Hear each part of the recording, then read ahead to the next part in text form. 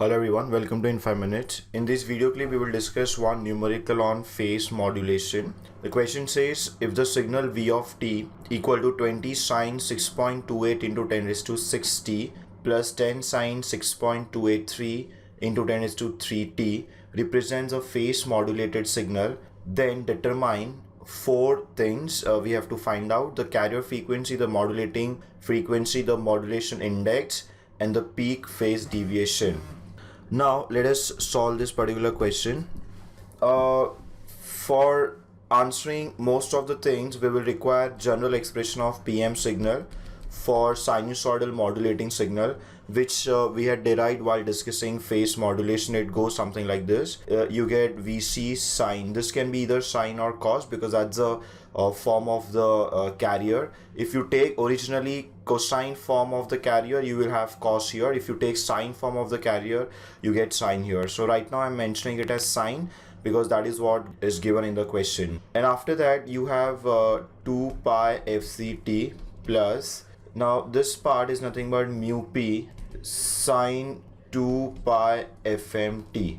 So this is the expression that we have for phase modulated signal.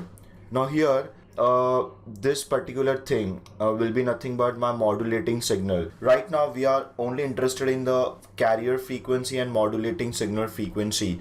So if I simply compare the given expression with the generalized expression, I can answer for carrier frequency first. You can see that 2 pi fc, that means the coefficient of t will be equal to this whole thing, which is 6.28 into 10 raised to 6.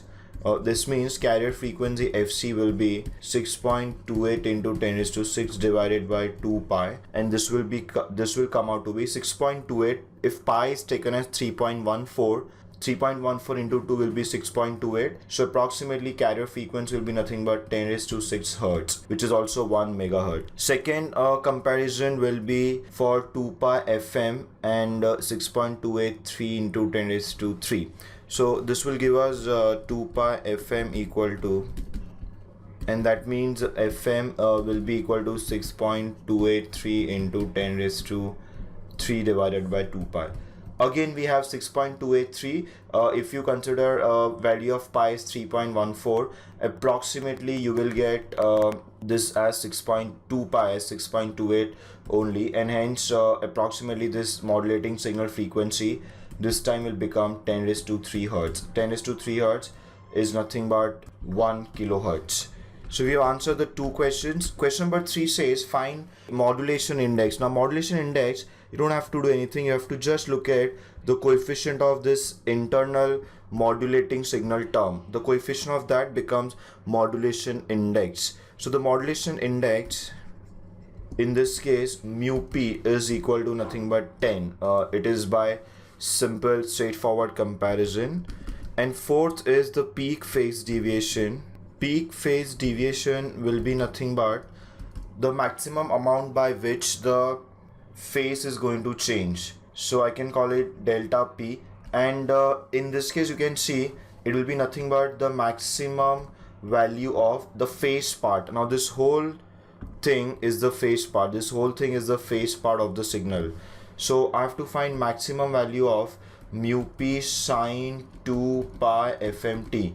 Now we all know that sine or cosine, whatever modulating signal we are given, the maximum value will be 1, and hence the maximum value of this entire part will be nothing but mu p.